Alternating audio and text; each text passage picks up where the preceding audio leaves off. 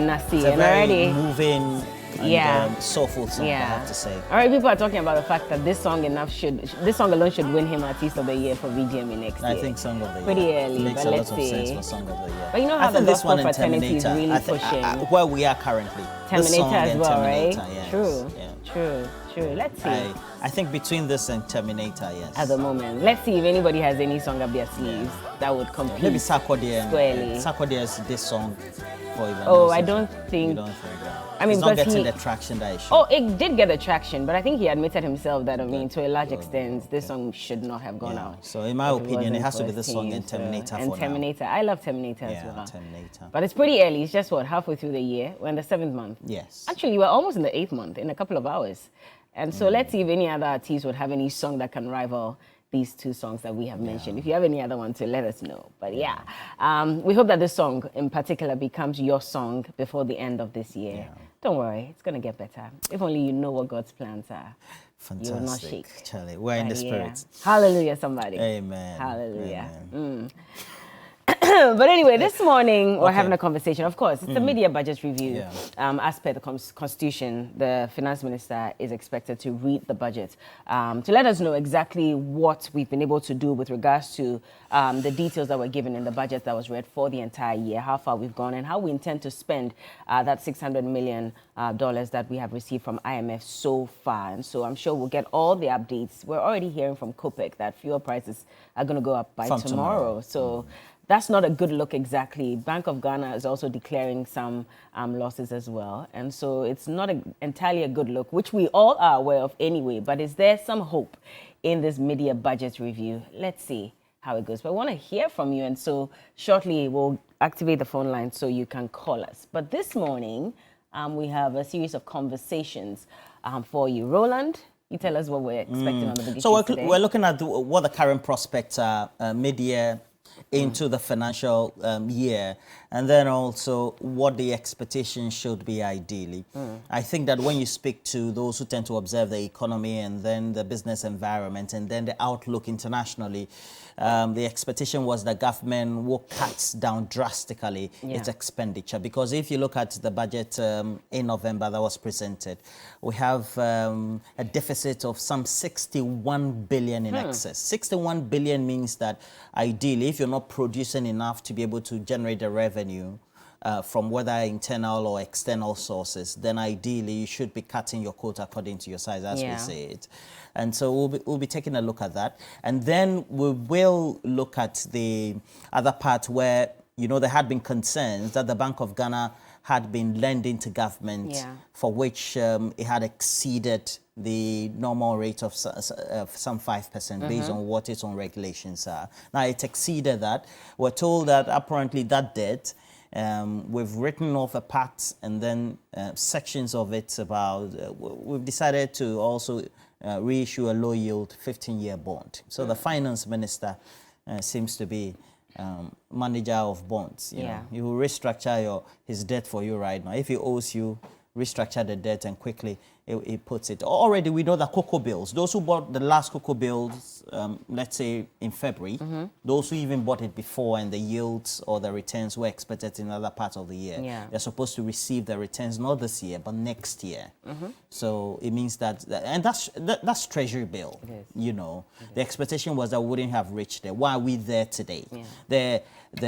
The comparison is always with the UK, the US, Germany, but the economies are not the same. They're not. They are never ever the same. They create jobs, they have a lot of companies and then entities that tend to generate revenue comes back into those countries, and so we'll be taking a look at that as well. Absolutely. And after that, of course, we have sports, and we also have a big conversation. We'll be taking a look at the 16 girls or ladies who have been unveiled to take part in this year's edition of Ghana's Most Beautiful. Remember that there was a twist at the beginning of this season where 32 girls were shortlisted, 2 from each region, and we gave you that opportunity to vote for your favorite to represent your region. And so yesterday, officially, those 16 were unveiled. Of course, aside that, there's also the conversation about who should have made it, who didn't deserve to make it, etc. But remember that your votes also counted. So we'll talk about these 16 girls as we prepare for another 12, 13 weeks of exciting content and a lot of education concerning the various regions and The whole idea is to promote Ghana the best way possible. So Ghana's most beautiful. We have that conversation coming up in a couple of hours. But before that, we're heading straight into this morning to take a look at what our conversation is going to be like. We'll be back.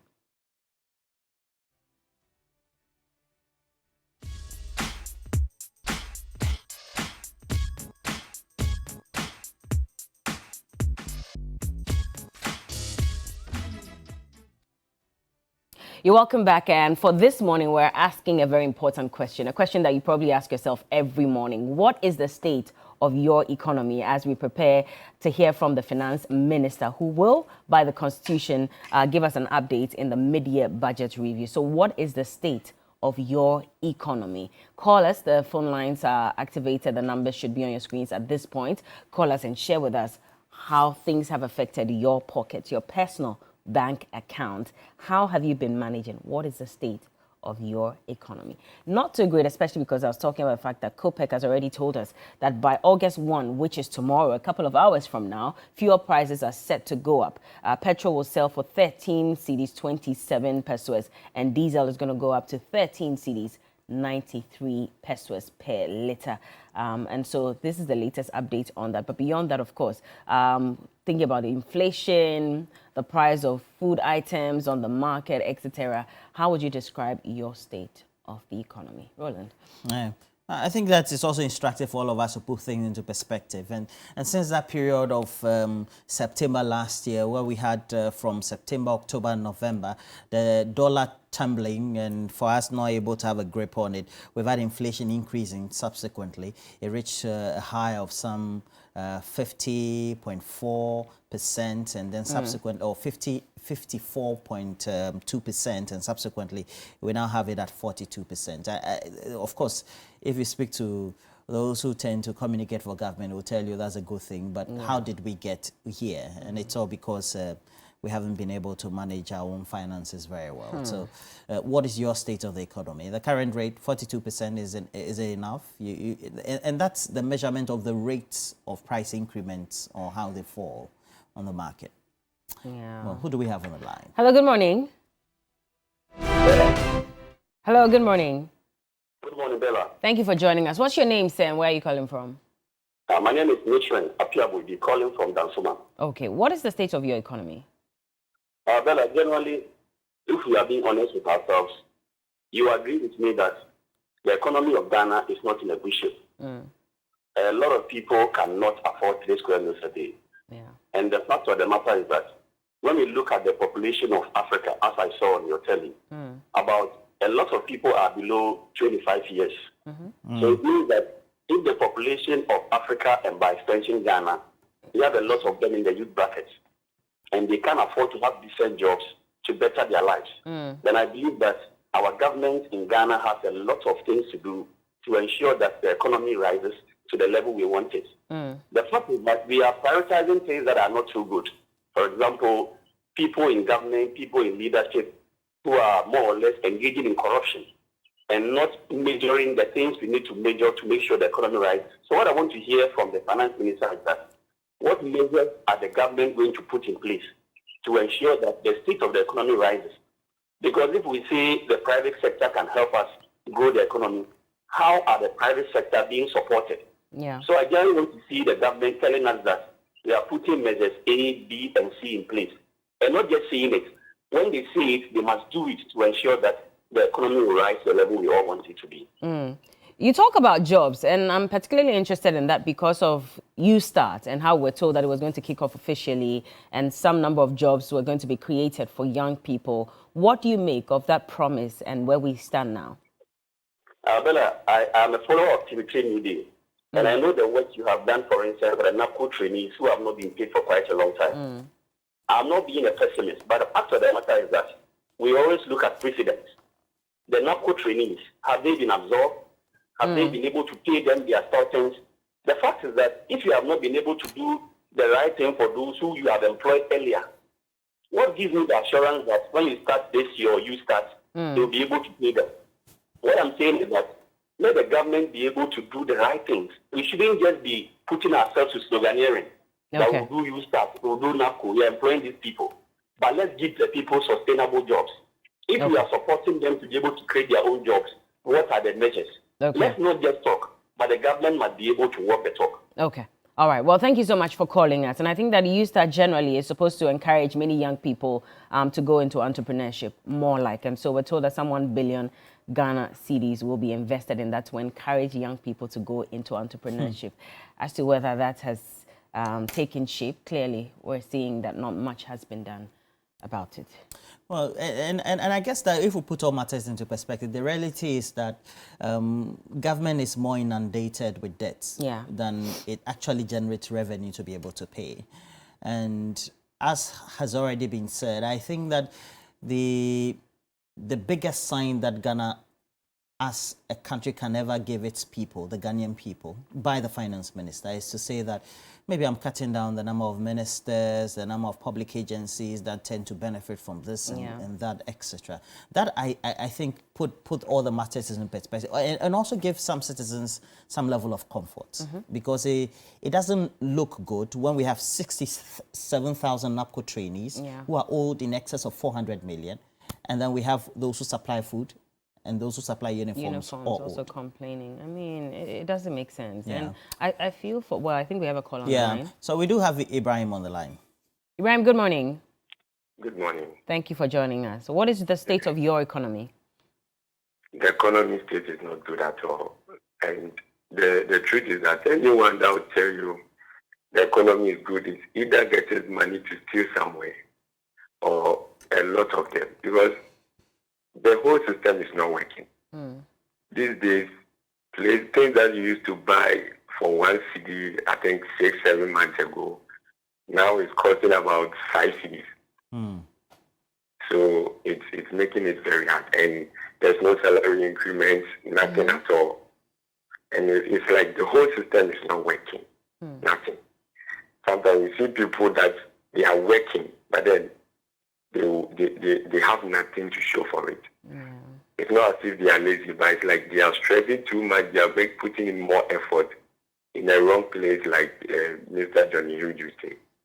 So it's very bad. And then looking at, they said they have increased this national service something. Yes, they have. But then those who were receiving the 550, my sister did service last year. He has finished and then she has completed, and people have started doing this and they are almost done. But still, my sister's arrests are still there. It's not paid. What year did she do? Wait, hold on. What year did she do her national service? You said? What year did your sister do her national service? I think just the previous year that. Okay, and she's not received her allowance? Yes, she has received some, and I think the last 3-4 months of the allowance hasn't come. What's the reason for the delay? You asked her, and then she said every time they will check, they said the thing will come, and it's not coming. So I think for now she has forgotten about it, because it's better you forget about it than to keep your eye on those ones. So if those people have not even received all the arrests, what is the assurance that the ones you have increased, you will pay? This NAPCO that they used to give people assurance of, people have worked and they are not receiving salary.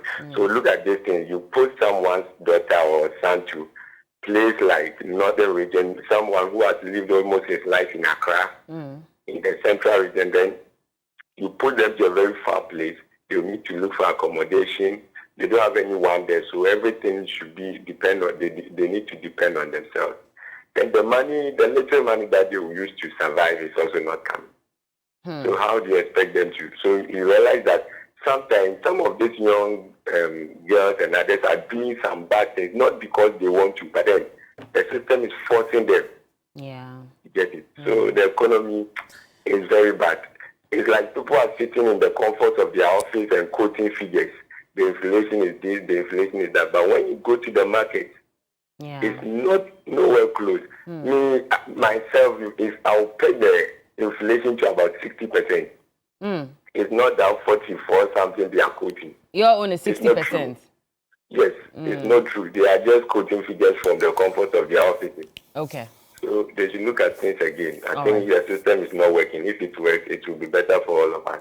Thank you very much for speaking to us this You're morning. welcome. Thank you. And you can also share with us what the state of your economy is. You've heard from our previous caller. He says that his personal inflation is like 60%. He doesn't believe that 42% that's been put out. At least that was a drop from what we had recorded earlier, but he doesn't think so. He won't be the first one talking about this. I remember that Professor Sarkozy, I believe that's his name, he said that if you're talking about inflation, look at the items on your dining table and look at the price difference between the last time you bought it and now. And that will inform the level of inflation on your dining table and in your pocket alone. Exactly. So I guess he's probably using that strategy to determine the level of inflation. And that's what he says. For him, personally, is 60%. Economy, not doing great at all. Yeah. It's not as if we didn't expect it. I think that to a large extent, we all knew that we'll get to this point. Hello, good morning. Yes. Thank you for joining us. Your name, sir? I'm calling Ibrahim. I'm calling from Adenta. Okay, Ibrahim, talk to us.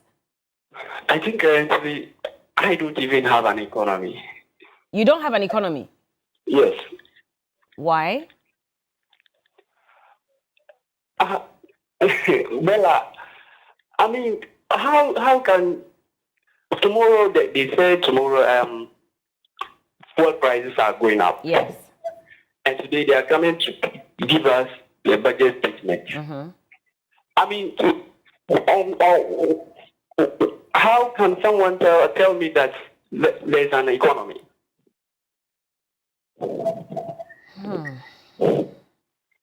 I'm listening to you. Yes. So currently, in fact, a lot of people are going through a lot. Yeah. We are just pretending that all is fine. All is not fine.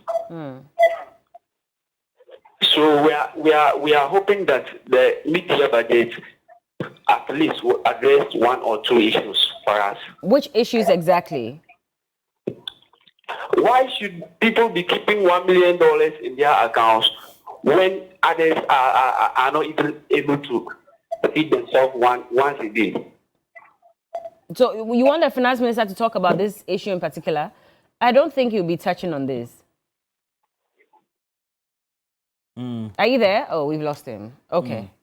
Well, I'm not sure that's going to be a subject of conversation on the floor of Parliament today. I think that we all know that the rate of price increases in relation to the percentage terms is how we measure the inflation.